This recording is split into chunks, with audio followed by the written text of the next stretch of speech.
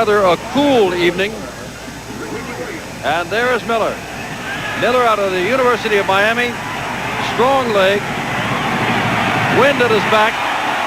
Kicks the ball, and this is Alvin Bailey taking the ball away from Ricky Williams at the 5-yard line. Out across the 20-yard line goes Bailey. Bailey across the 30. Tackled out there by Carl Qualls, a reserve linebacker. John Reaves coming on. Reaves 38 of 73, better than 52%. No touchdown passes yet this year. He'll have in his backfield with him Gary Anderson 43, Greg Boone 21. Wide receivers Woody Gillespie 89, Eric Trevelyan 84. Marvin Harvey number 87, the tight end. Fike and Kenai the tackles. Dean and Newton the guards, and North is at center. First down from the 32. Ball is handed off to Anderson, and Anderson doesn't get far. As Joe Costello, number 99, and Fernando Jackson, 53, came in to make the stop. A gain of a yard, 2nd and 9. Dow Brown, 70. Don Latimer, 72. Costello, 99, the front three. Tom Dinkle, 52. Vaughn Johnson, 33. Andy Hendel, 58. Fernando Jackson, 53, the linebackers. Gray and Lott, the corners. Brown and Bessalou are your safeties. 2nd down, 9. Here comes Anderson trying to get outside and tackled from behind. A fine play there by Andy Hendel, number 58. A linebacker like Vaughn Johnson, a rookie out of North Carolina State. And on 2 running plays in a game that Don Heinrich we expected to be a passing game, it is 3rd down and 10. Well, Steve Spurrier, who is not necessarily a conservative type play caller, has come out running the football. He said he was going to do something big early. The last play, Newton, the right guard, was pulling in front of Anderson. He didn't hit anybody. Good defense. 3rd down from a 32. Reaves back for his first pass. Gets it across the middle. It is intercepted by Fernando Jackson. Flags go down as Jackson gets down to the 31-yard line. That may be just a bag thrown for where the play began, but it also might be a penalty. Let's wait and see. That's what it is. It'll come to the 31, 1st and 10. Reaves making the handoff fake in there. He wants to drop it over the top after he had made that play fake to Gary Anderson. A poor throw that went short. Fernando Jackson in excellent position to pick it off. Did a fine job to get it in good field position. That is only the 3rd turnover all year long for Reaves and Tampa Bay. The quick pitch back to Larry Mason, and Mason doesn't get very far, but a flag goes down at the 30. Well, Jim, this is kind of interesting. 2 clubs that are expected to put the ball in the air have kind of totally changed their philosophies here early in the early going. How many coaches on both sides have told us, if we see a holding penalty, that this is going to be at least a 4-hour game because they're going to throw that much? Well, I think both coaches, as we had talked to them for a couple of days since we've been here, have indicated that that's the strength of their attack. So they're starting out obviously feeling each other's out just a little bit. And then I think we're going to see a lot of fireworks. Here's Bill Parkinson, our referee, taking the ball back across the 40, and we'll hear the call.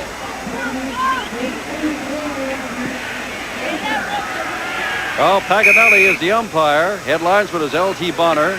Larry Hill, the line judge. Back judge is William Lentz. Side judge is A. Panucci, and Aseska is the field judge. Take it back across the 40. 1st down and 20 to go. And Matt Robinson back to throw. Has the time and has a man on the far side. And getting away is number 85, Perry Kemp. And Kemp gets down inside the 30-yard line. No score. 12-12 to go, 1st quarter. Gary Clark wide to the left. Henderson comes wide to the right. And Robinson back to throw across the middle, has his man, Paul Bergman, the big tight end out of UCLA. And is very close to the 1st down and may have the 1st down at the 20-yard line. Tackle made there by Zach Henderson. Well, once again, a little different look. This time a double wing. The fake off the right side by Larry Mason. And then sliding out Paul Bergman from his tight end spot. He doesn't get covered very tightly by Doug Bedoin as he just runs a little flat move, comes wide open. Robinson pops it in and picks up an important 1st down as far as the Bulls are concerned. Clark goes wide to the left. 2 other wideouts are to the right, including Willie McLendon, number 21. Aubrey Matthews goes in motion left, and Robinson hands the ball off to Larry Mason, and Mason gets him to about the 17 and is driven back hard by Paul Kurowski, number 53, one of the good inside linebackers of Tampa Bay. Well, Paul Kurowski, that inside linebacker that made that tackle, and Kelly KIRCHBAUM lead that defensive unit in tackles, and in most cases those two inside linebackers are the guys that are going to lead in tackles. The Bulls, on the other hand, running a draw play which sort of complements their attack with all the throwing that they do, and that time what looked to be a start of a good one was shut down quickly. Second down 8. Matt Robinson looking, throwing, and overthrowing his man down at the 10-yard line. Paul Bergman, who's already caught a pass. Number 84, a rookie, third-round draft choice out of UCLA. By the way, the leading pass catcher in last Sunday's exciting game against New Jersey. Matt Robinson now getting the play brought in by Wyatt Henderson. Now, Wyatt Henderson with Oakland last year caught 54 balls. Thus far this year, such as the passing attack and diversified, he hasn't caught one. When he started playing pro football, he went to the Rams as a receiver. He went to the Chargers as a defensive back, and now he's back to receiver. On third down and 8, 6 defensive backs in for Tampa Bay.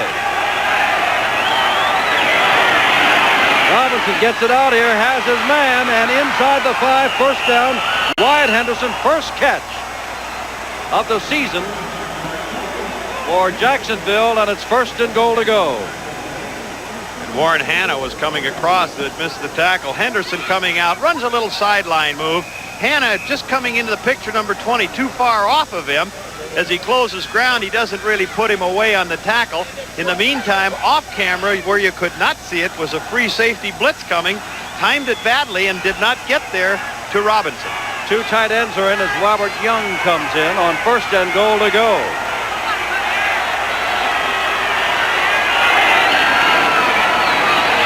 And Robinson looking for a man.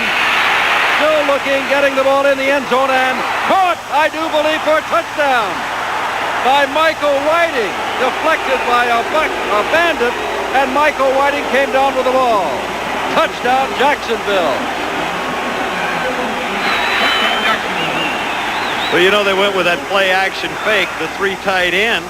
He wanted to go to Bergman, who had delayed and come from right to left all the way across into the end zone.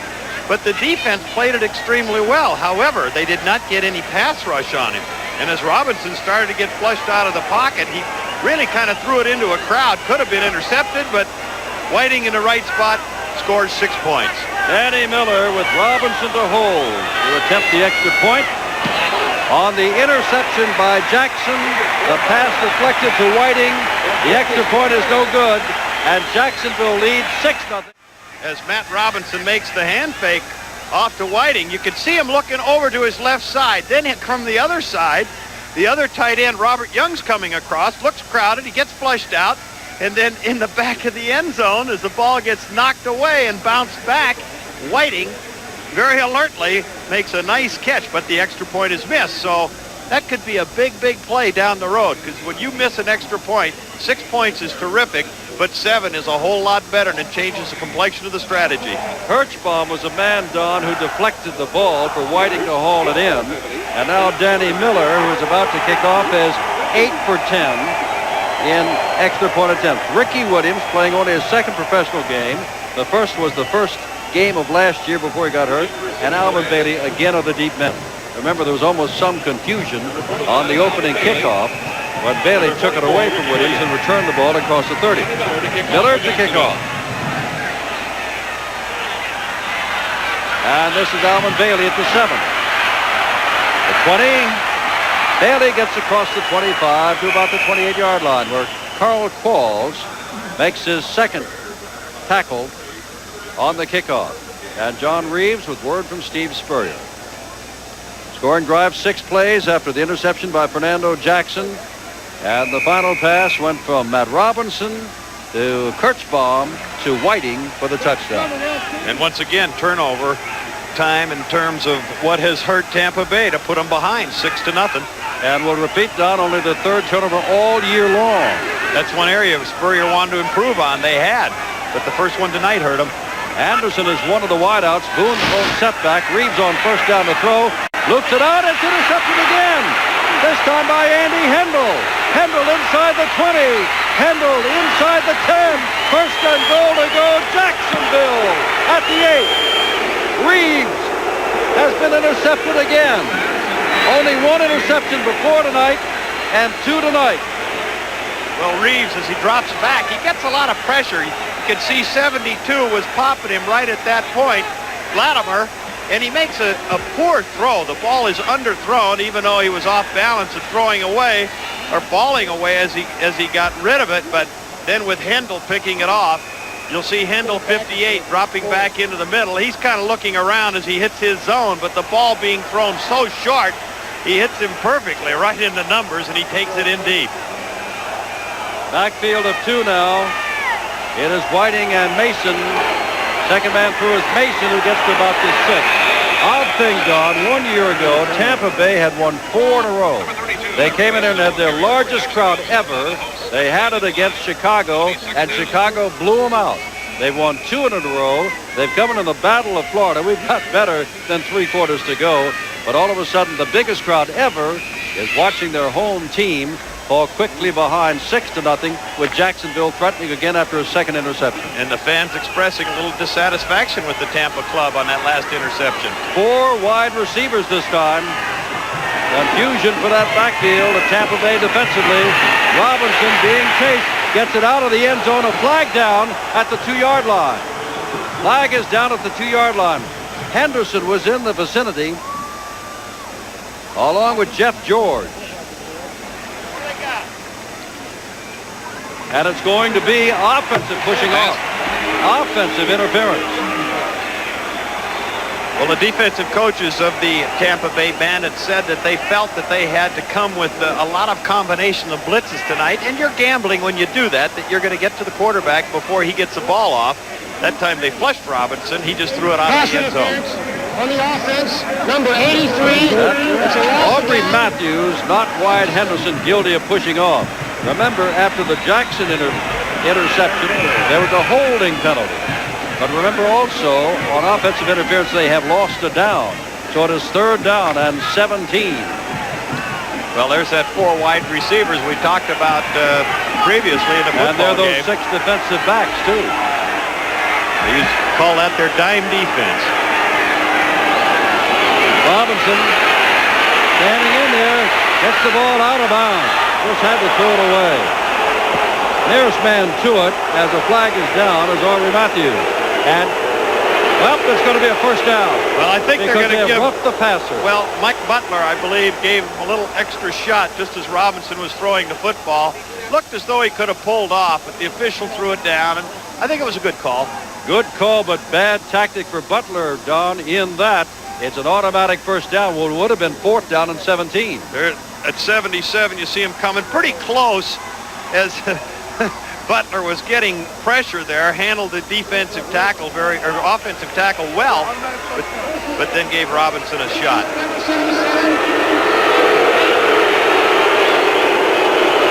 Crowd didn't feel that was the case. Certainly it was their club. It was close, and it became a judgment call. First and goal to go. They're right back at the 8 where they started from after Hendel intercepted the ball. 8-10 left. Park goes wide to the left. Only 3 wideouts this time. This is McLendon setting up on the right side, number 21. And the quick pitch back. That is Mason. Mason gets down to about the 5, and that is all.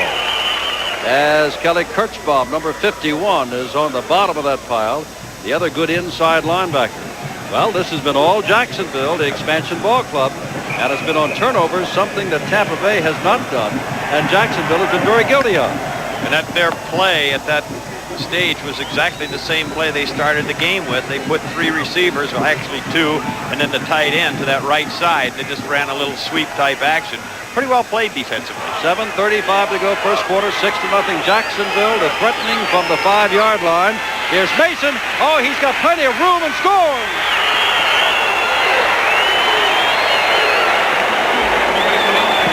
And Tampa Bay is in a catch-up situation already. The handoff, or pitch out, if you will, To Mason going wide. Again, a little changeup. A missed tackle right there by, looked like number 28, Doug Bedoin, that was trying to come across and get in the action. 23, Zach Henderson was taking a shot. Good running at that stage to get it on in. And they'll go for two since Danny Miller missed the first time. They will go for two. But once again, Infante crossing him up, running in what you would think would be a passing down. Went wide. Scored. Three wide receivers. Robinson, the blitz is on. He throws out there and it's batted down. Intended for McClendon and batted down by Mike Butler. And so it is 12-0 as a point after touchdown kicking. The ball failed on the first touchdown and the two-point conversion also fails. And it's 12. Look at this crowd tonight. Better than 50,000 they expected. You look around Tampa Stadium. But again, they have been snake-bitten. Interceptions by Fernando Jackson and Andy Hendel have set up two touchdowns. And again, for the third time in this ball game, we say there is Williams to the right and Bailey to the left to receive the kick of Danny Miller. A cool night with a lot of breeze blowing as you look at the field from your left to right. Although the low here in Tampa, not anywhere like most of the country, low in the 50s. But in Tampa, they say that's cold. Here's Miller to kick off. Well, John Reaves had to have had a pretty long discussion with Steve Spurrier on the sidelines as they had two turnovers with his interceptions here, Jim, to give 12 points to that Bull club. Another word about Reaves in a moment as Miller kicks off, and Bailey's going to get his third chance. This drives him to the end zone. He's got to bring it out and will. 10 and upended on a fine play by Fernando Jackson, the man who had an interception at about the 15-yard line. He was a pleasant surprise to Lindy Infante. They got him from the Wranglers, played there last year. And he was injured most of training camp since he reported to this club, but he has really been a force. Don, your quarterback. Here's John Reaves. Had a bad night against Arizona a week ago, but they still came on to win. And he threw no interceptions, had no turnovers. Tonight, he's had two interceptions already.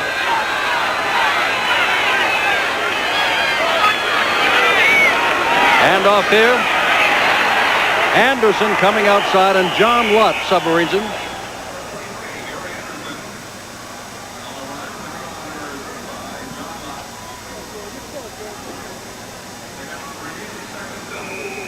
.6:42 to go in the first quarter. The ball at the 17-yard line.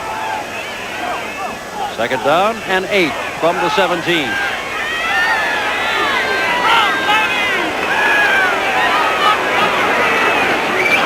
There's Reaves.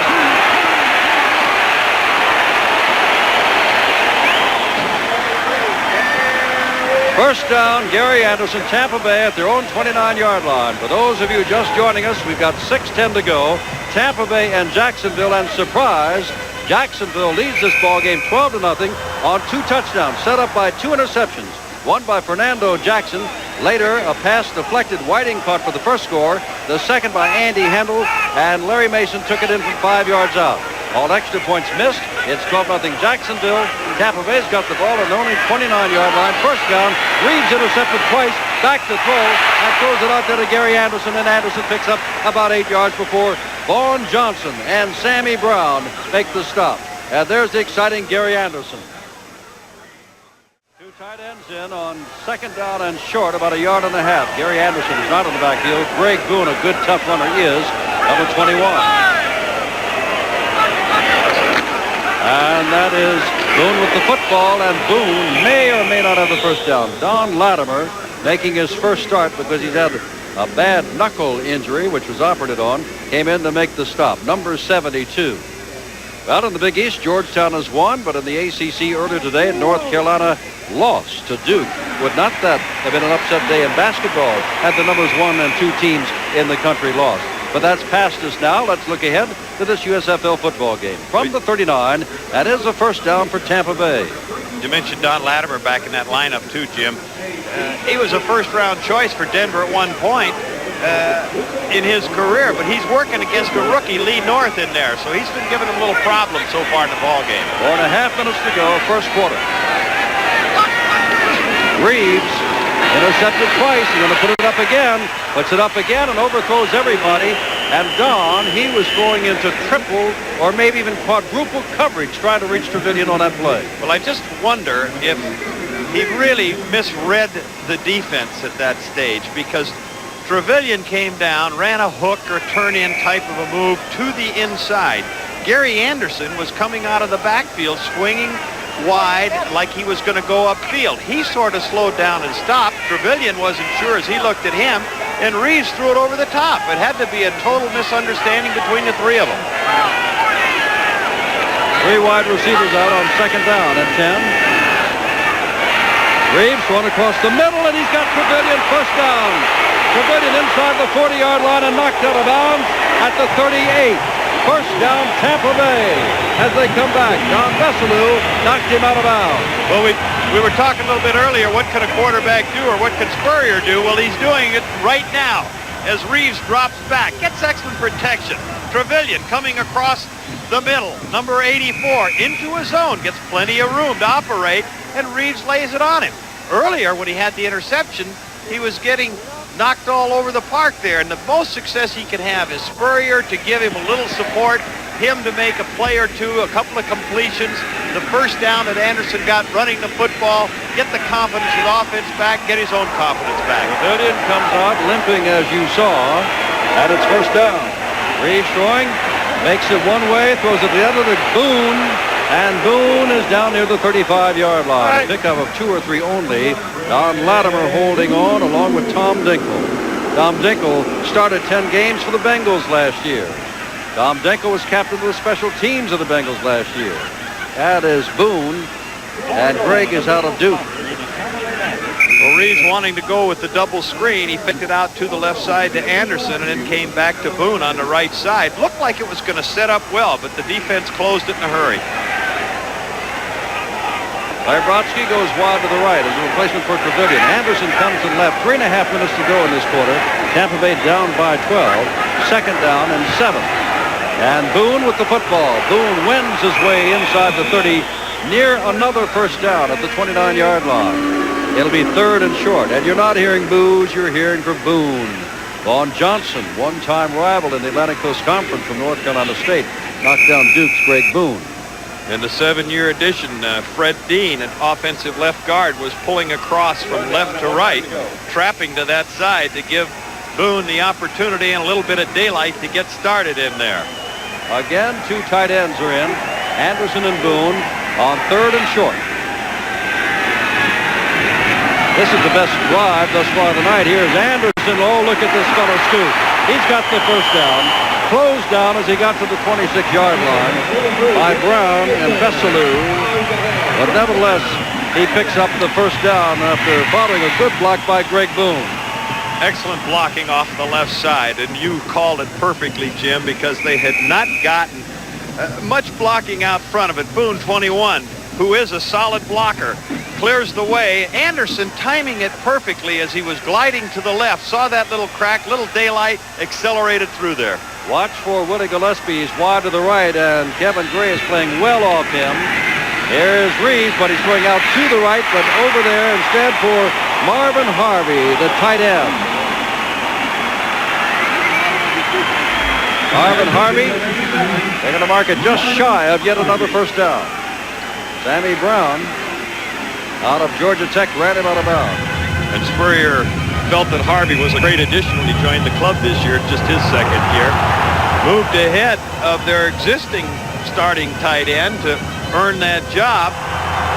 Not too big at about 227, 6'3", but got excellent hands, and right there picked up a nice gain. Trevilian to the right, Gillespie to the left. Second down and short. Reaves is going to throw on this, looking for Trevilian in the end zone, and overthrows it.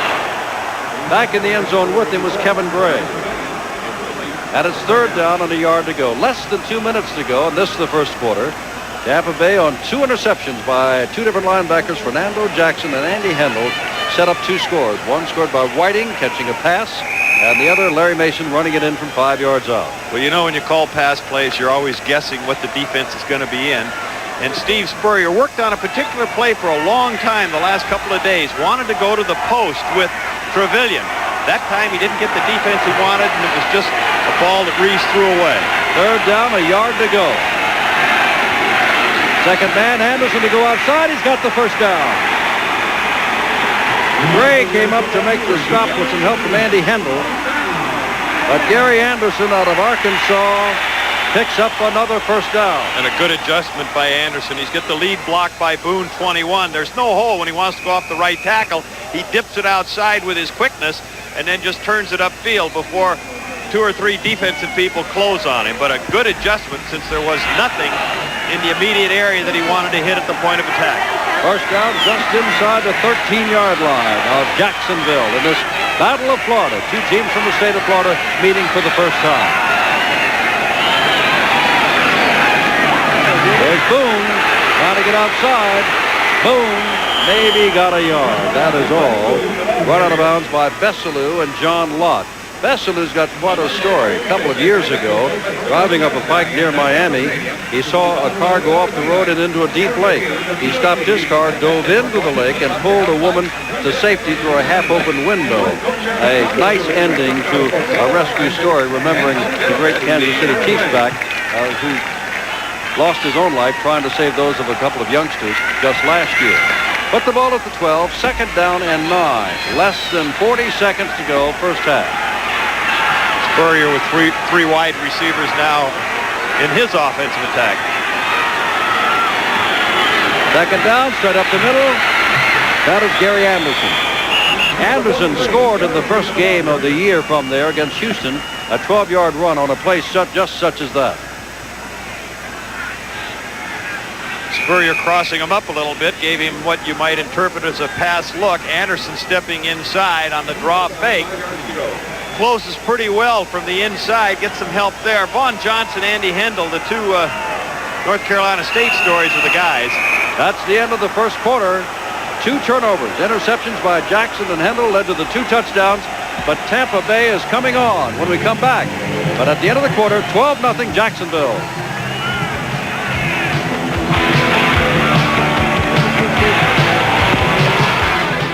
I guess there are a lot of Bandit ball believers in this state. Better than 50,000 on a night in which the game did not start till after 9 o'clock, and on a night in which the game was televised locally in Jacksonville. But better than 50,000 are here. It is third down, 4 to go. The ball on the 7-yard line. Tampa Bay. Reaves arches the ball into the end zone and is caught, but inside the 5-yard line. Bessalou makes the stop of Gary Anderson. And it'll be 4th down. Going to be close. Good job. Anderson circling out of the backfield. Reaves getting pressure from his right, the left side of the screen.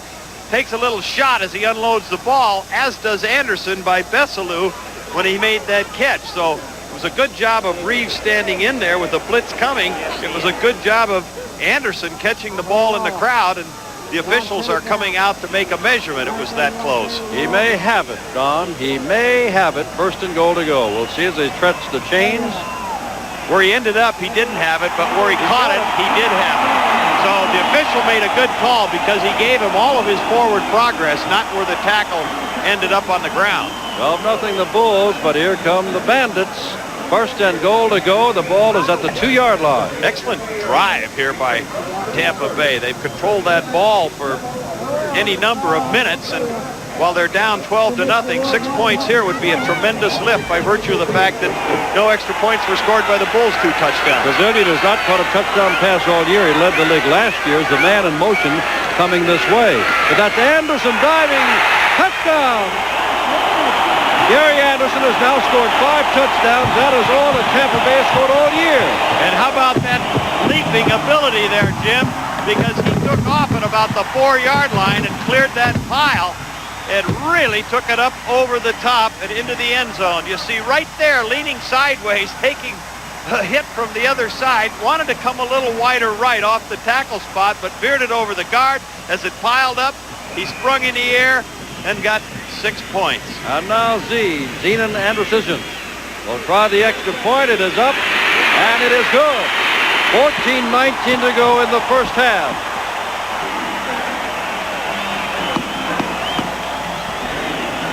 Reaves on the handoff, screened off just a little bit by number 46, Don Bessalou, but you can see the hit he takes from that right side. Big crowd, big game, 12-7 Jacksonville.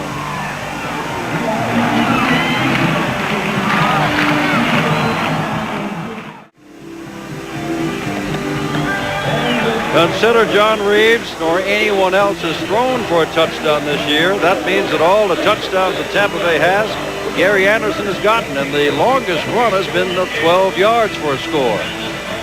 As you take a look now at Larry Key, young man from this town, number 44, just recently reactivated, and Gary Clark.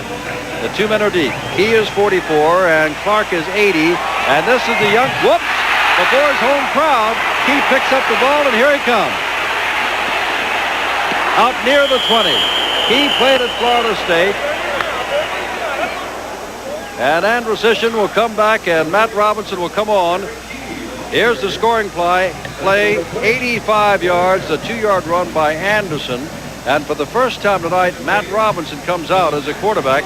Hold it, it's a flag on the play, and Tampa Bay was offside, and they're going to make him kick it again. So let's stop what I was about to say about Matt Robinson and see what happens on this kick, which will be from the 30-yard line. Well, you know, that drive, too, Jim, was a 16-play drive that took a little over 8 minutes.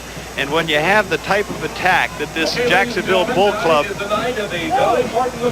well, we're just getting a little announcement from the public address announcer that they're having a Dolly Parton look-alike halftime entertainment. But more important is the football game. I'd rather see Tom Meade myself at halftime. Yes, indeed. But to keep that ball away from this high-powered offense of the Bulls, that's the kind of drives you like to have. And as many points as the Bulls have scored this year, right up at the top, actually Tampa Bay in their 2 games have controlled the ball longer as far as time of possession in their couple of contests. And let's see, 2 games plus a quarter and a minute or so, 91 points have been scored by Jacksonville so far. Very surprising football team this early in the season, I'll tell you that.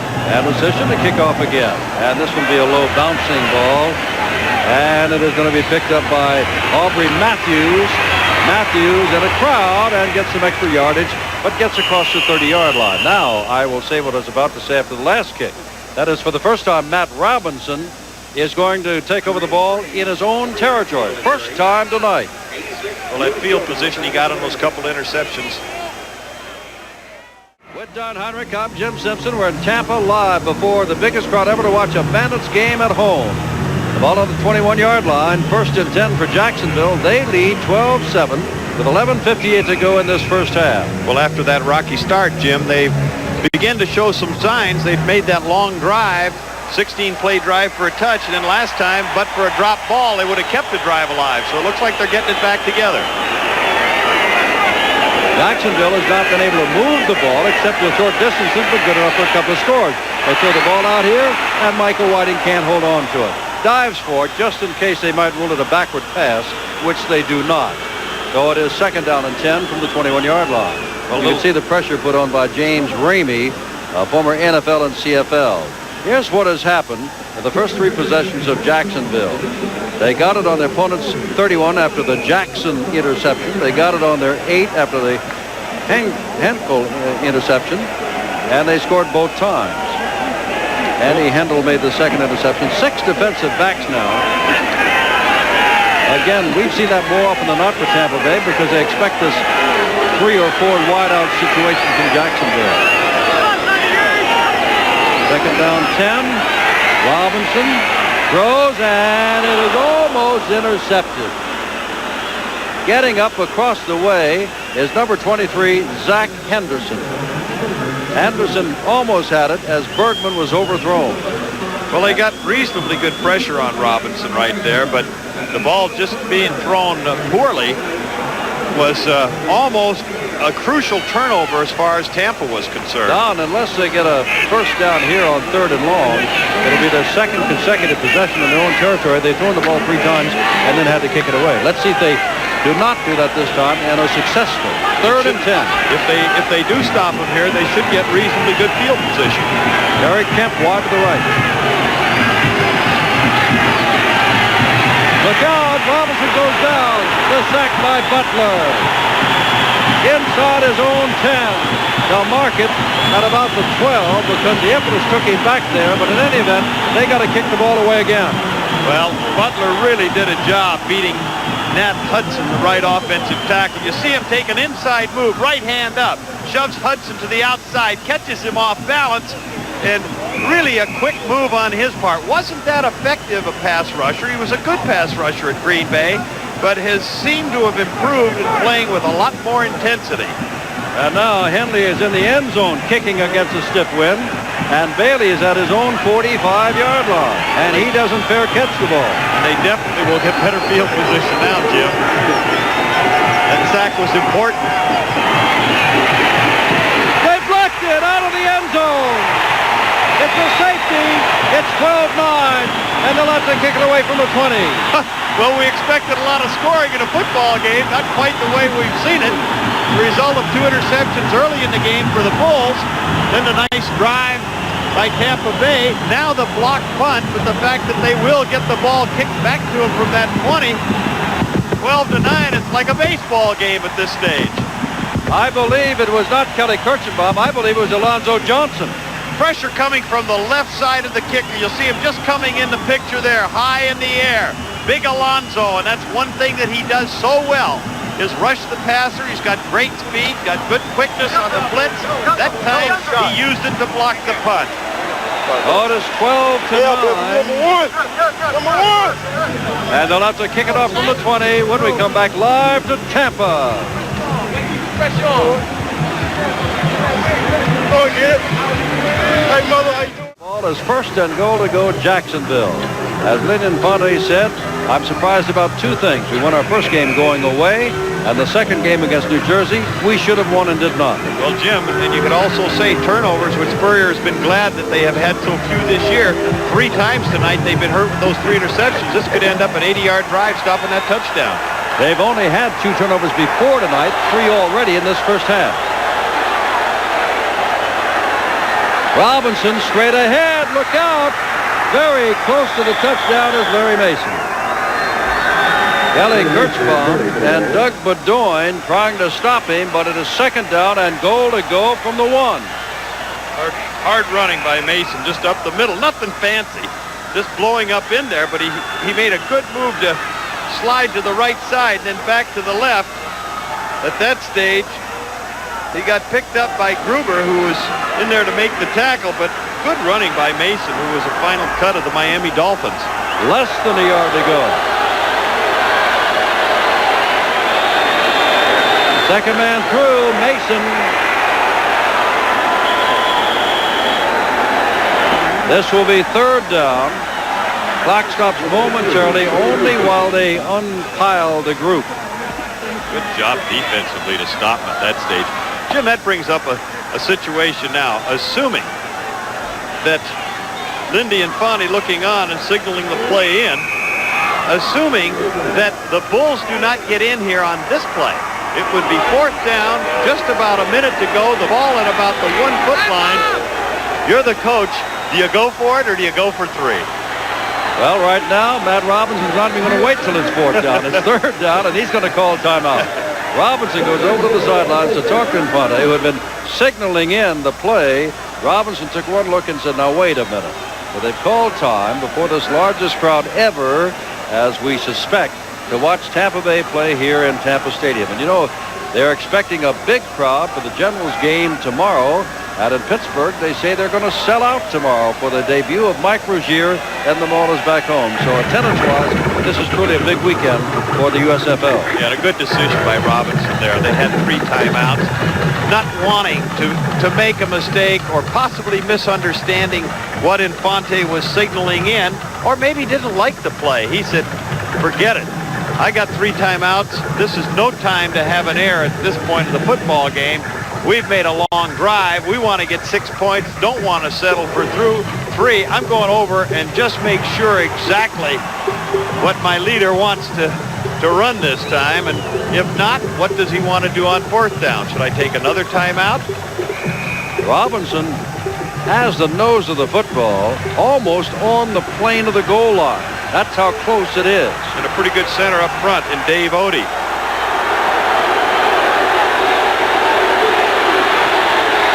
There's Robinson bootlegging it, still running. Robinson puts the ball in the end zone. They say touchdown. Robinson, he comes up a little hurt. He wanted to throw that football, but it was well covered back there after the play-action fake. Excellent call on the goal line, but alert defense, seeing the fake there. Good job in the back as the Whiting jumps over the top. Robinson coming out, wanting to throw.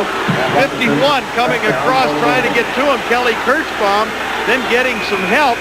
Robinson reaching out at the last moment, putting the ball ahead. Kind of hard to tell whether his knees had hit the ground before he got to the goal line or not, Jim. At a moment I saw it, Don, I thought it's a good call. And after looking at the replay, I think it's a good call. All we know is that it counts. It's 6 points on the board as far as the officials are concerned and the Bulls. They have not converted yet on a 1 or 2 point conversion. Danny Miller will try to get one of them right, puts it up, and that is no good. They still have not gotten an extra point. And it is 18-9 with 54 seconds to go. When can you remember a football game that you've seen?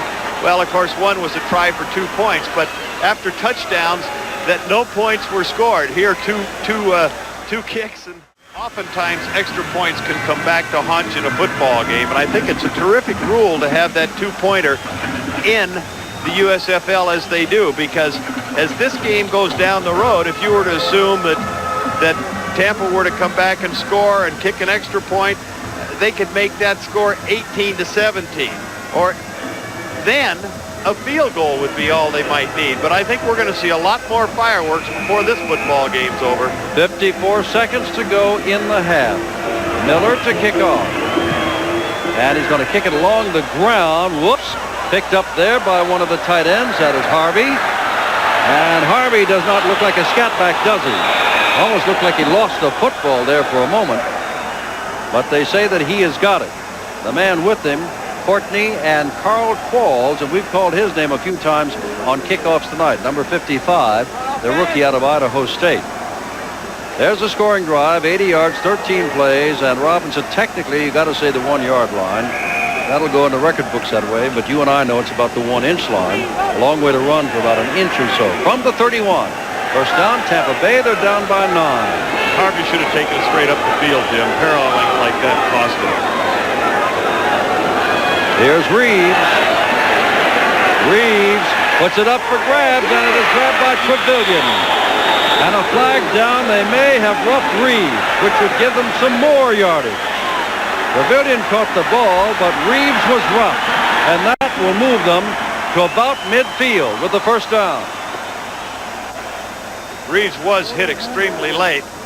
We're so far removed from the field, it's difficult to tell. I think it might have been Costello that got a piece of him, but I can't quite pick up the number from this distance. We'll get the call from the official, but that could be very costly. 40 seconds to go, 3 timeouts for Tampa. They could quickly get into field goal position, let alone the possibility of getting 6 points. From the 44-yard line, it's first down. Remember, in the last 2 minutes, they will stop the clock if they do pick up other first downs. Here it is again, and you can see the roughing as the ball left the hands of Reaves, and again, we could not pick it up. Don thinks it was Costello. No matter, it's first down. There's Reaves back, dumping it out, and that is Anderson in the open field. He's dangerous, and he gets out of bounds. First down, inside a 30-yard line. Funny how the reaction is to go out of bounds when, in effect, having the first down, they would stop the clock in any event in the last 2 minutes. You know, players get conditioned so many times from coaches in that last 2-minute period to say, look, know where you are. After you get what you can, if it's another 2 or 3 yards, forget it, get out of bounds. But with this particular ruling, it would stop the clock. Now, that play right there was exactly the same play that Gary Anderson dropped earlier in the football game. It looks like a simple pass because it's close. Such touch on it. Reaves kind of laid it there soft, but he was effective. First down from the 28. Reaves, the blitz is on, gets the ball away. Trevelyan makes the catch down to the 11, the 9-yard line. Eric Trevelyan. The blitz was on. Courtney was coming from the left side, and Matt didn't get to him in time. John Reaves unloaded. Steve Spurrier on the sidelines calling for timeout. He wanted Reaves to get that timeout. But an excellent job by Reaves, as you described it, with that blitz coming of dumping it down the middle, that inside down and in or square in type action to E.T. And he caught it. We said, hey, earlier, they got a chance to get 6 out of this, let alone 3 points. So with 23 seconds to go, still 2 timeouts left, sitting at the 9-yard line or slightly inside of it, they could very easily get off another 3 plays. And it's going to turn into a wild one, I think, Jim. We've had some wild ones today. The Big East Championship was won by Georgetown over Syracuse, close for a long while before the Hoyas broke it open. Now live from Tampa, Tampa Bay, and Jacksonville in the Battle of Florida. The first time these two Floridian USFL teams have met. We've got Tom Mees coming up for the big plays at halftime and then the second half of this game before a record crowd in Tampa Bay. As Don said, 23 seconds to go first half. It is 18-9. The Bandits have turned the ball over 3 times, and each time the Bulls have scored. And you can bet Steve Spurrier, as he was talking to Reaves right there, despite the fact that John Reaves is a veteran football player, is saying, look, John, if the man isn't open, if there is any doubt, get rid of it quick, throw it out of the end zone so we can get another play. Gillespie to the left, Trevelyan to the right. First down, goal to go, the ball on the 8-yard line. Reaves puts it across the middle, and boy, he almost threw it right into the hands of one of the defenders, number 99, Joe Costello. And it is second down with 19 seconds left. Another battle of Florida, and there are a lot of Floridians on both of these ball clubs. The quarterback, John Reaves, also went to the University of Florida, while just across the state line, practically, Matt Robinson went to the University of Georgia, and they are big rivals. Well, Tampa Bay went with the flood action. They had the strength of the formation left and the 2 backs going to the right side, Boone and Anderson. Anderson going short. I was a little surprised. Reaves was looking upfield, but then he came off to Anderson. Had he caught it, he wouldn't have gotten in the end zone anyway. I thought he would go to the end zone. Anderson's got single coverage, but they're going to come the other way, but Reaves is sacked. Reaves is sacked. 14 seconds left, and they call time. That was number 77, Chris Wampler, cheering on Don Latimer. Well, Reaves right here. He doesn't pull the trigger. He stands in there waiting. You see him cock. Now he recocks. It's too late. You can't wait that long back there. He's getting pressure from that backside, despite the fact that he doesn't see Raines coming around. And Latimer, the nose tackle, he's got to recognize, you get a feel in there as a quarterback. You know that you're running out of time. Even though your man isn't coming open, throw it away. He is running out of time, but he's also running out of downs. It is third down from the 14. And running out of timeouts. Oh, this is a big play here. They go to the end zone if it's incomplete. They've got to get the ball, remember, into the end zone. They can't pick up a first down because the original line of scrimmage was the 8-yard line. So it's all or nothing at all. As out comes Lewis Gilbert, yet another tight end. Eric Trevelyan comes back out. You know, I think that's one of the toughest things for a quarterback, Jim, is to stand in there like that because you keep waiting for a receiver to make that break, figuring that you know you can get it in there, and then all of a sudden, boom, you're down. Here's the surprise. Gary Anderson, who scored all our touchdowns this year, is not in there. Trevelyan is wide to the left. Gillespie to the right.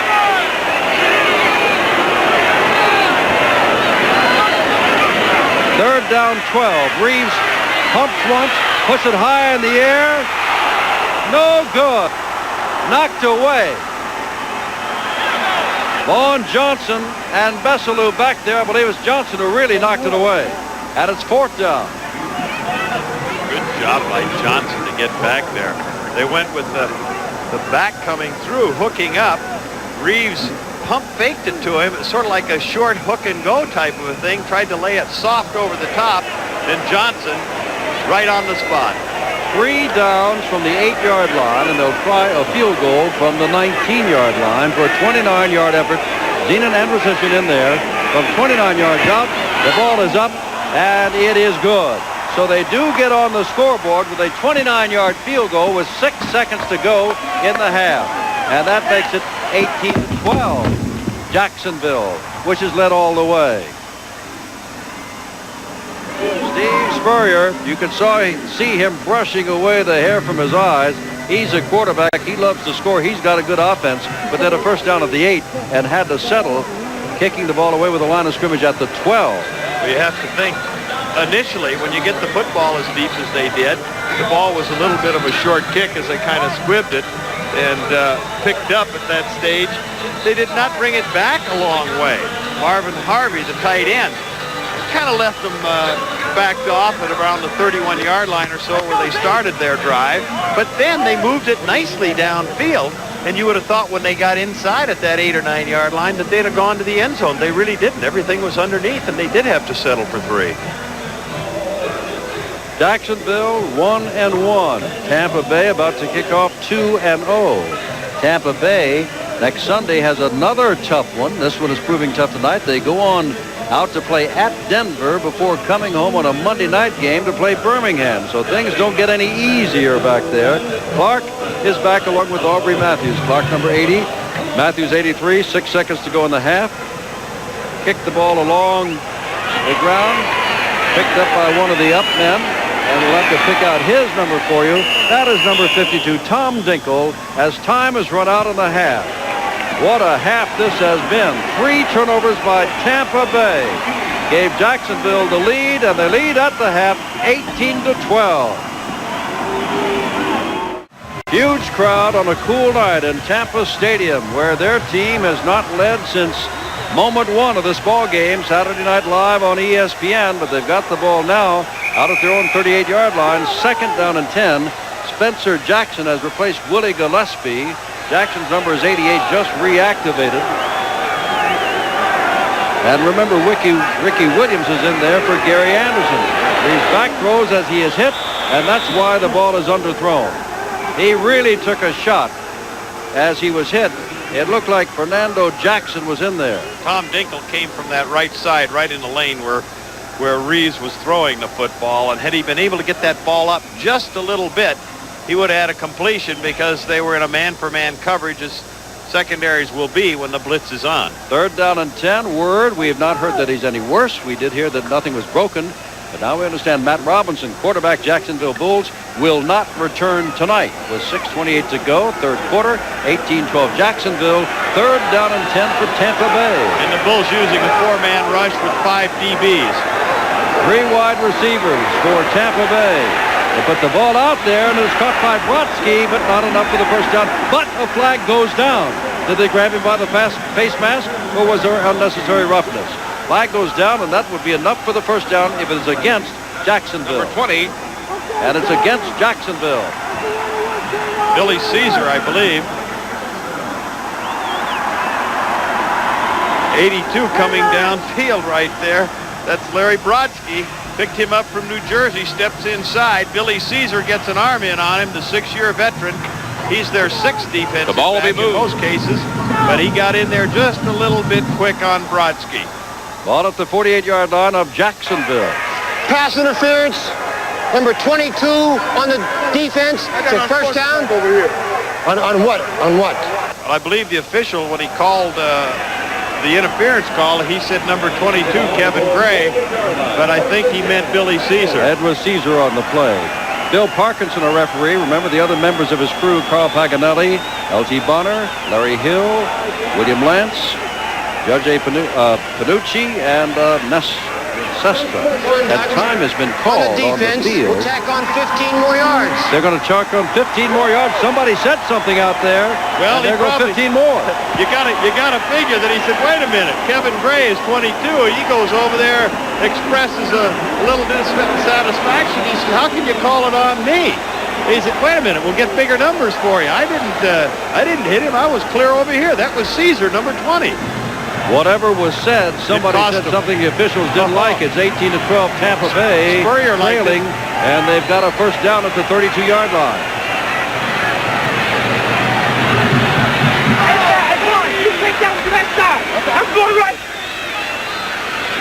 Here's Reaves, makes the handoff, now throws it deep in the end zone for Trevelyan. Touchdown, his first of the year, and the first touchdown pass thrown by Reaves this year. And for the first time tonight, Tampa Bay has tied the game 18-all. and can go ahead. Trevelyan, one-on-one on John Lott, the rookie. And Steve Spurrier felt that he would be able to take advantage of that young secondary as he gets the tail end of it. Trevelyan running it down and in, or a post move. Gets a step or two on Lott. Reaves, who was forward of you in the picture, the blitz was coming. You could not see the pressure. He stepped up inside, laid it over the top perfectly. Now Andrusyshyn will try to put the Bandits out in front for the first time with his point after attempt, which is no good. Can anybody get a conversion around here? It's tied at 18 all. Oh, the Z-Man, the veteran he is. You're going to see many of that. There comes Tremaine, 85, DT. Outside fake, inside move. Now you see him slide and glide right on by John Lott. And that's what's embarrassing to a defensive back. 15 touchdowns last year, but for Trevelyan, that's his first this year. We've got a tie ball game, third quarter. Nobody's made an extra point yet tonight. That's the fourth conversion attempt that has been missed tonight. Taken by Aubrey Matthews, and Matthews is going to be run out of bounds at the 35-yard line. Now remember, Matt Robinson is not going to play again tonight at quarterback. This is a tie ball game with 6:07 to go third quarter. But we have had word that when they get the ball back, Tampa Bay's Gary Anderson probably will be able to play. There's your scoring drive, 72 yards. Reaves on the 33-yard touchdown pass for Trevelyan. That, as we said, is the first touchdown pass thrown this year by Tampa Bay, and that's 2 games plus better than a half before they finally scored through the air. Anderson, the man hurt, had scored the other 5 touchdowns running the ball. McClendon, the lone setback. First down.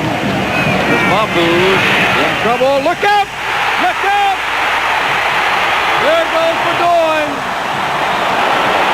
Boy, Mahfouz hung that ball up there for anybody to come down with. And Bedoin did. Big turnover, Tampa Bay. They got it at the 22. Well, Mahfouz was getting pressure from the right side. Somebody coming in clean. As Mahfouz drops back, wants to go left, comes back to the right, lays it out in front, does not make a look, which is a critical error for a rookie quarterback. He did never, ever see Doug Bedoin over there, so a quick turnover, the first one of the night for Tampa. Gary Anderson with the bruised shoulder is back in, trotting out to your left. First down, mark the ball at the 21. Reaves. All the time. And overthrows because Anderson got hung up, started to come back at the 5-yard line, and Reaves had him going into the end zone, and Reaves now thinks he was held up, and has gone all the way over to one of the officials to say he was held up. And Anderson was also over there complaining. Looked like they had Anderson doubled inside and out. And as he hooked up, Reaves anticipating he'd go deep, a little bit of contact over there, laid it over the top. You know, you go back to that play of Bedoin. He played offense initially when he went to Ohio State. He was a fine football player and led the Big Ten in rushing ahead of Archie Griffin back in 1972. So he knows a little something about offense. Gillespie, Trevelyan, and Brodsky, the 3 wide receivers. Anderson is out on second down. They give the ball to Boone, and he's not going anywhere at all. The first man to hit him was Fernando Jackson. Then he got up and began to move again for another half yard or so. And now, suddenly, it is third down and about 10 yards. Remember what happened here back at the end of the first half when they came down, first down and goal to go from the 8 and had to settle for a 29-yard field goal? That hurt. And as so often has been said, Jim, it's what you do with turnovers when you get them. And the Bulls picked up 2 touchdowns and they're 2 early turnovers. Now it's up to the Bandits. Third down, 10 to go. Reaves back, going for Trevelyan, and underthrows him across the way, but they say he made the catch at the 9-yard line. Now they're saying no good. Now they're saying good. He did make the catch. Underthrew him, came back. Well, Trevelyan looking to the inside as he comes off. He's going to run a sideline, makes the move there. Plenty of room. Ball is short. He adjusts and goes down for it. But I don't believe he got it. I don't believe he got it. I think the officials missed it. Here he goes down. He's trying to make an adjustment, which is a good job. But you can see it bounce off the ground. I'll tell you, I don't know. I wouldn't want to have to call that one. from the 9-yard line. Everybody's got an opinion, and the officials say it's good. This is how this game is played. With a handoff, here comes Boone looking for the end zone. He's got it. Jacksonville goes into the lead on the 9-yard run by Boone. Well, there was certainly no force by the defensive unit of the Bulls because Boone just coming off the right side, a single back set.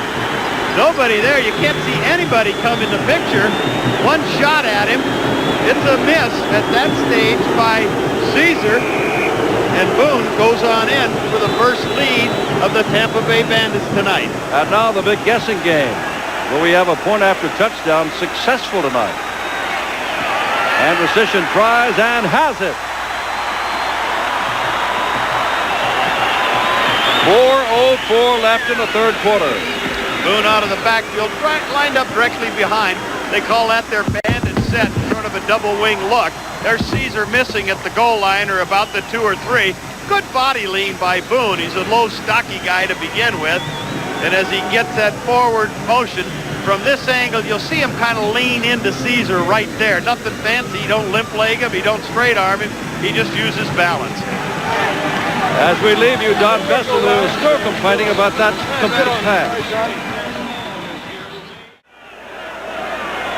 Not the moon over Miami, but a half moon over Tampa Bay. And they are leading as we begin the fourth quarter. I'm Jim Simpson with Don Heinrich. We're live with the USFL on ESPN Saturday night. It's 25-18. The ball is at the 6-yard line. Matt Robinson is out on the sidelines. Robbie Mahfouz is running the show. Second down and goal to go from the 6. Clark goes to the left. Aubrey Matthews to the right.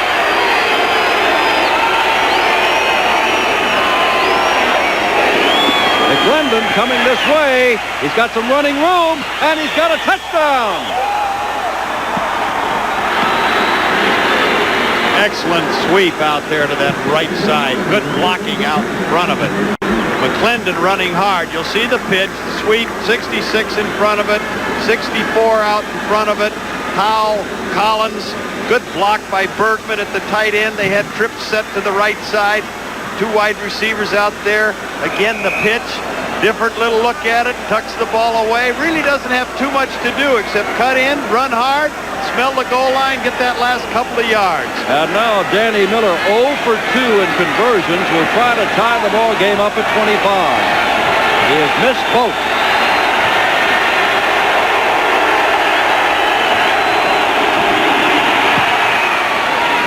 Tie ball game. It's 25 all. Eureka. Got one through there. And we still have 14 minutes and 55 seconds left to go.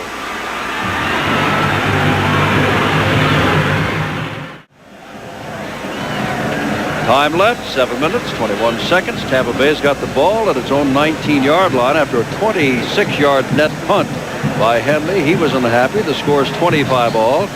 Gary Anderson with that bruised shoulder has played a little bit since it was bruised. Is not in there. Ricky Williams remains the tailback or the running back, depending on whether they have 1 or 2 in there. And they've got 2 in there now. Williams along with Boone. First down.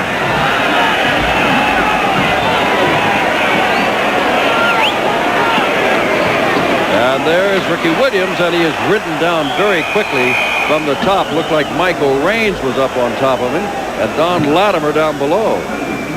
And it is second down. Clock continues to tick toward the 7-minute mark. We've had a lot of scoring to reach 25 all, but I guarantee you the score that wins is going to be the score that's remembered in this ball game tonight. And if John Reaves in Tampa Bay wins, they'll say, so what? 4 interceptions. But if he should lose, they're going to say, good heavens, 4 interceptions, 3 of which set up scores. And 1 prevented a score. 3 wide receivers for Tampa Bay on second down and 10. Reaves across the middle. Oh, what a shot. Taken by Veselu to Willie Gillespie. Willie has had the ball thrown to him 4 times tonight, and 3 times he has just been massacred. Well, you'll see Boone come through. He actually clears it out. Gillespie will come from left to right across the screen, down low. The ball a tad behind him, but Veselu had him zeroed in all the way. He knew he was going to get it, and Gillespie knew that he was going to get it. So he didn't get too much yardage out of it, but he paid the price.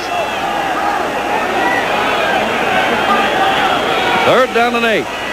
Reaves being pursued, flag down, could be holding, and now he goes down. Val Brown. If it is against Tampa Bay, you know they'll refuse it because Brown made the good play.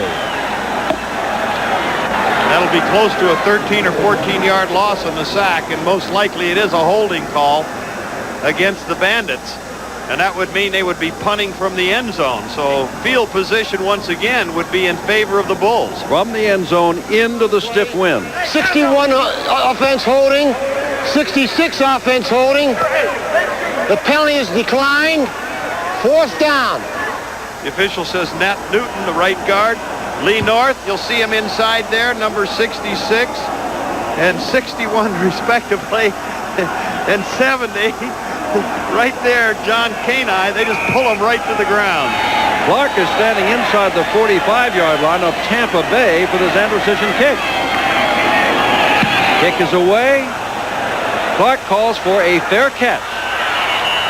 And maybe wonders why he did it at the 48-yard line. But he's got the ball. 25 all, 5:52 to go, and Jacksonville is Tampa Bay territory. Now from the 48-yard line, 5:43 to go, 25 all. Jacksonville has got the ball in Tampa Bay territory, first down. Mafu is the quarterback. Mac Robinson can't play. McClendon, he's been running all night long and picks up 4 or 5 yards, knocked out of bounds at the 44-yard line by Fred McAllister, who is filling in for Kelly Kirchbaum, who is still on the sidelines. McClendon with good speed on that pitch. He's run that 3 or 4 times tonight, picked up nice yardage each time he has. Got a good feel for it as he comes out keying the guards. He just kind of maintains a good relationship with them. When they turn upfield, he turns upfield. He doesn't outrun them, and that's the important part.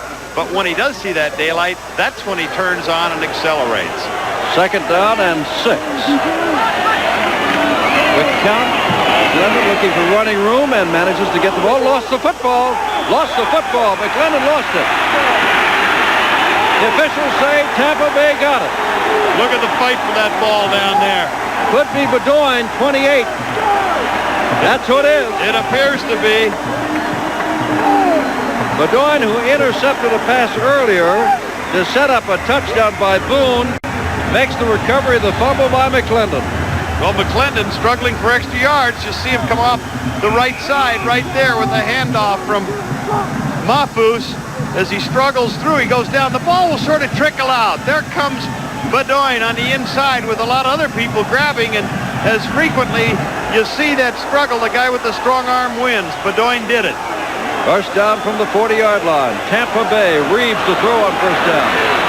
Left it out there as Boone, and Boone gets to the 45-yard line, where he's knocked down hard there by Vaughn Johnson. And Steve Spurrier must believe that maybe he can pull this out. He had a tough time in the first game, remember, beating Houston 20-17 when they couldn't take it in. And then on a 49-yard field goal with less than 3 minutes left last Monday night, he tripped up Arizona.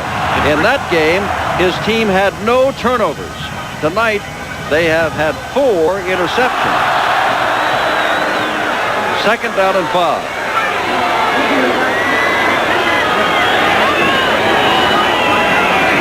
Reaves, the handoff to Boone. Boone got the first down. Boone moves inside the 45-yard line. First down, Tampa Bay. Clock clicking down toward the 4-minute mark. Fine running by Boone as he veered the ball back in. You'll see him go to the right. It kind of steps up forward. 63 out in front of it, Nat Hudson. But he veered all the way back behind the blocking before he gets the tackles down there by the secondary people of the Bulls. Sammy Brown came in, bounced off of him. Vesalou came in to get the cleanup shot, but a big first down. Gary Anderson is back in.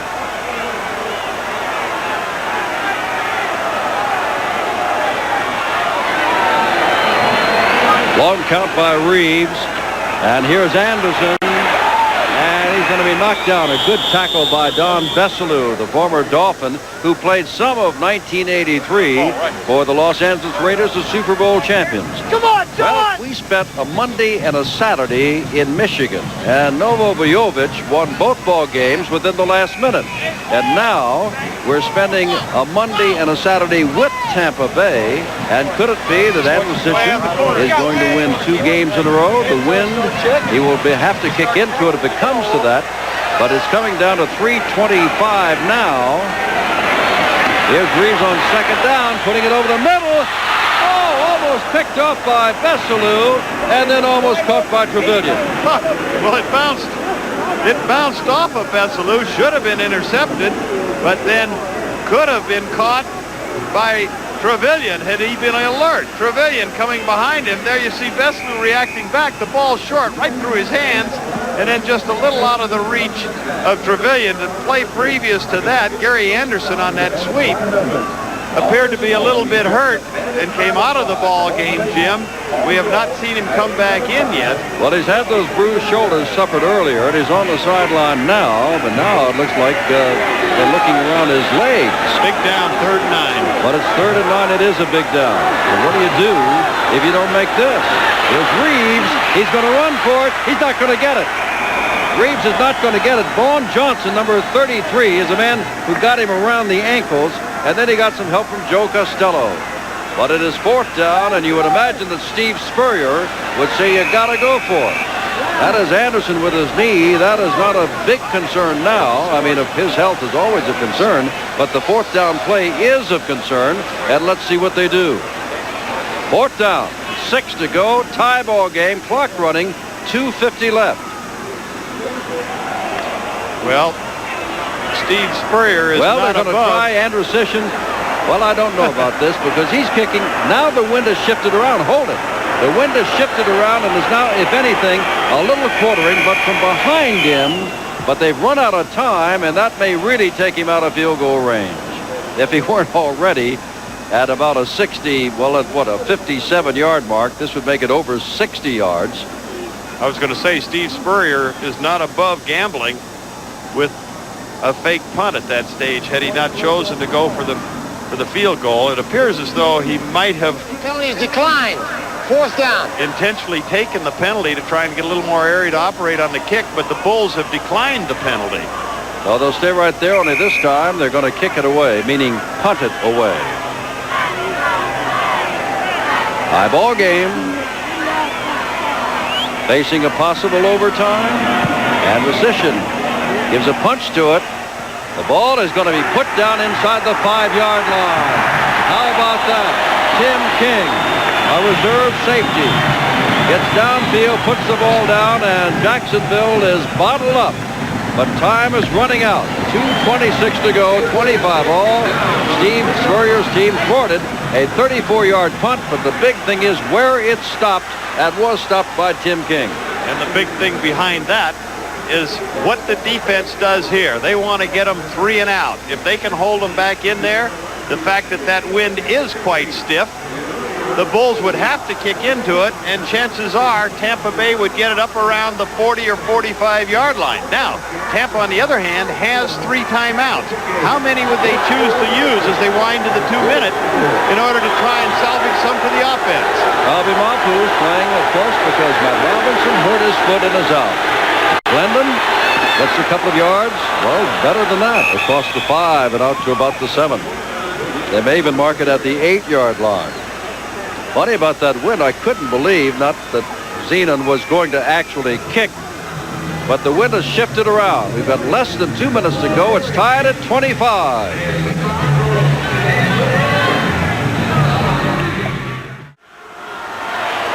Jim Simpson, Don Heinrich, live from Tampa Stadium, 25 all, 1:59 to go. That's Lindy Infante. Each ball club has its full 3 timeouts left.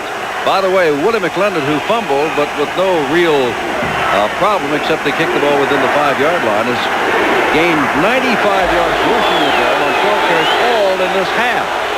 2nd down, 5 to go. Mason sets up to the left.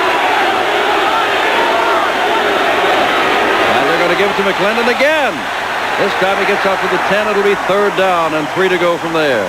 As Zach Henderson, a good hitter out of Oklahoma, played in the CFL and was with the Eagles squad down in New Orleans when they played the Raiders in the Super Bowl several years ago. And a good reaction there as Henderson filled that very, very quickly to keep McClendon from picking up a first down. What looked like pretty good running room, nice daylight. Here is the big play, 3rd down, 3 to go. Well, they'll have to kick it away. McClendon coming this way, they'll have to kick it away. Never got back to the line of scrimmage. Zach Henderson, Russ Washington, and James Ramey all in on the stop. And you can see that even Leon Williams was over there. And a fast fill over there by Doug Bedoin. Excellent job by Bedoin at the safety. And, of course, Lowe with the play and a quick timeout. The winds, which shifted dramatically from the first half, have a lot to do here. Because Henley's got to kick into it. If they get close enough, Tampa Bay will try to kick with it. Although now, looking at one end of the stadium, where they are now, the flag is going from right to left. If you look down the other end, it's going from left to right. So we've got a swirling wind in this Tampa Stadium, which I'm not familiar with flags seeing going in opposite directions at opposite ends of the field. Well, it looks remindful of Candlestick Park, where that goes in all directions. You know, McClendon carried all 3 times, first down. He picked up big yardage to make it reasonably short. Second and about 5, maybe along 5 at that stage. But then 2 more running plays, good defense. Down in this close. You put the rush on. They blocked him for a safety already this year, their first in history, Tampa Bay. Or do you try to set up the return for Alvin Bailey back upfield? Well, I would think they'd probably go for the return at this point. They're anticipating the shorter kick. And they got away with 1 block. It isn't too often. Doesn't mean that they certainly couldn't do it. But right now, Tampa in pretty good position with 2 timeouts and 1:15 to go. Henley to kick the ball out of the end zone in a tie game. Alvin Bailey, who's never called for a fair catch, standing at the 50. High snap, will not be blocked. Line drive, chance for Bailey on the dead run, inside the 35, down to about the 32-yard line, and it's first down with 1:05 to go, Tampa Bay. Well, Jim, you asked or said, would they go for the block there? Actually, Tampa did not really go for a return. They went for a holdup, which meant they tried to keep everybody jammed in. The Bulls did not put anybody out wide to get down the field to try and cover. They wanted to make sure it wasn't going to be blocked, so they went for what they call a holdup, not let anybody off the line of scrimmage. With the short kick, Bailey didn't fool around. He just took it, got as much as he could, and is sitting at the 32 for the Bucks. He returned at 13 yards, so they only picked up 22 on the kick. 1:05 to go. And if Tampa Bay does not score here, we're facing an overtime. They give the ball to Boone. He's not going anywhere. And they're going to have to use the time as the clock goes and is still counting down to 57, 56, 55. That's a long way for Andrusyshyn, who did have a 49-yarder in Arizona last week. 49, 48. They've got a couple of timeouts left, but they're not taking them. I'm surprised Spurrier 43 in the air in the first down. Boy, that's a lot of time to go up there. And they have 2 left. There's Reaves back. Reaves puts it out here, and it's caught. And out of bounds goes Pavilion at the 20-yard line as they nose into field goal territory. That is also a first down with 32 seconds left. And Reaves really rifled it in there. Johnson. Tremaine coming downfield, just a sideline. You see a little stutter step, square out move, and as he goes to that sideline out of bounds, he does a good job of picking up the first down, a very important one, by beating John Lott, the rookie cornerback, to that side. I believe I call it the Bucks on first down. The Z-man pacing the sidelines, nothing new to him. He won it last week in Arizona. But less than 3 minutes to go. We've only got 32 seconds to go here. There's Boone trying to get outside. And he better run outside. Gets down, and he did not get outside. Clock is running 23. He's got not a first down, so it doesn't stop there. 18-17. Now they call time with 15 seconds to go. And it is no sure thing if they send out Andrusyshyn even now. Will they take another play up the middle because they've got a timeout to call if they wish? Well, I'll tell you, we got a football game going here, Jim, and it's going down to the wire. A great job by Boone. He was coming off the right side, but as he veered back, broke several tackles, got the running room down the side, could have gotten out of bounds, and did not. This may not be the end of the ball game. We may have overtime, but if it is the end of the ball game, Tampa Bay will be 3-0, and Jacksonville will be 1-2, going home to meet New Orleans a week from Monday. And Tampa Bay would be going on to meet Denver. But this man will decide perhaps whether or not we go into overtime, or for the second week in a row, he has won it with a field goal. And most times, you know, you see those field goal kickers, they'll be kicking one over into a net, loosening up, working at a little bit. But as long as the Z-man's been around, he takes one little practice kick there, walks back and forth a few times. Says, I just wonder if Steve Spurrier is going to try and run one more running play. They do have a timeout, and put that ball in the center of the field. It is on the left hash mark, the wind almost directly behind them. Well, I don't know how much they want to fool around with 15 seconds, Don, but if they advance the ball a couple of inches, they get a free timeout in that they will stop to move the sticks, and they would still have the team timeout. Well, they're measuring now. Maybe that makes no never mind with just 15 seconds to go. Maybe they'll just simply try to run it up the middle and get it to where Andrusyshyn would have less than a 30-yard field goal and go from there. Even now, he would have about a 27-yard field goal, so they don't want to do anything reckless. They do have a timeout, and they can probably try to take the ball right up the middle, keep it right in front of the goalpost, and then leave it up to the Z-man. Look at Steve Spurrier. Well, a gutsy call would be to fake a running play and put the ball in the air. You always were a quarterback, and you'll never stop being one. You want to throw the ball, no matter what the circumstance. Steve Spurrier, he keeps them off balance. It wouldn't surprise me. 15 seconds to go. Ball at the 10. They're going to throw it. They're going to throw it out of the end zone because he saw that double coverage was surrounding Eric Pavilion. And so now it'll be, with 11 seconds to go, Andrusyshyn, I would imagine, coming in. But no, they may yet gamble one more time, because after all, that does stop the clock with 11 seconds to go. And it is just third down. 30 face draw. They always have that timeout.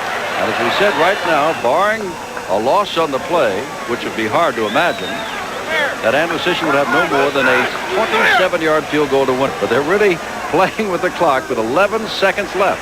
Well, Spur put it in the air. He just sent Brodsky in with whatever he chose to run this time. Record crowd watching an exciting finish live from Tampa Bay. There's Boone. And Boone's not going anywhere, and now he's going to have longer than a 27-yard field goal. And now they have to call time with 6 seconds on the clock.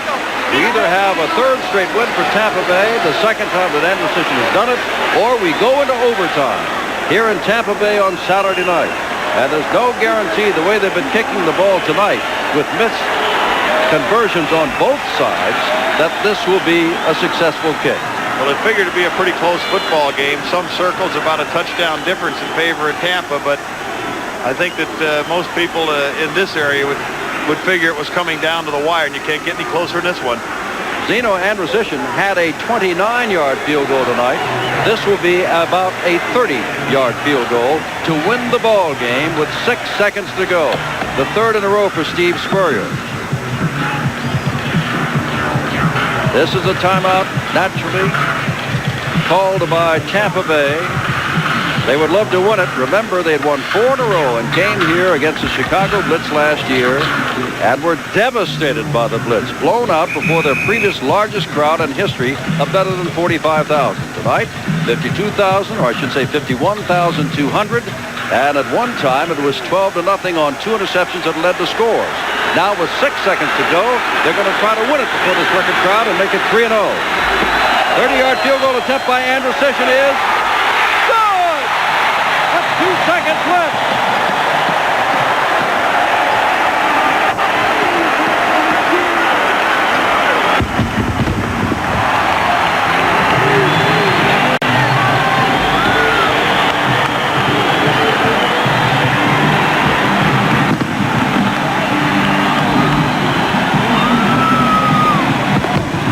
Fireworks at the far end of the field.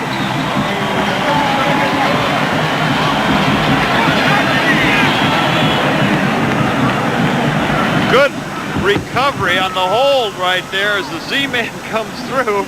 And Willie Gillespie jumps into the air, as does the Z-Man. They all know it as the bench empties to congratulate him. But you called it right. Gillespie had as much to do with that as Z did in getting that ball, which was not a great snap. He got it down in a hurry, and Andrusyshyn put it up. Well, you know, Jim, frequently, as you can understand, people use quarterbacks to hold for the extra points and field goals. I've always thought it might be a mistake because they can get swatted in there. But you do want a guy with good hands. Who has better hands than receivers? Gillespie showed it there. Good adjustment. 2 seconds to go. You know that Andrusyshyn, or I would feel that Z, will kick the ball along the ground. The fireworks continue with their display at the end of the stadium. They feel they've got it, and the record crowd is already heading for the exits. Barring a miracle, they do have it.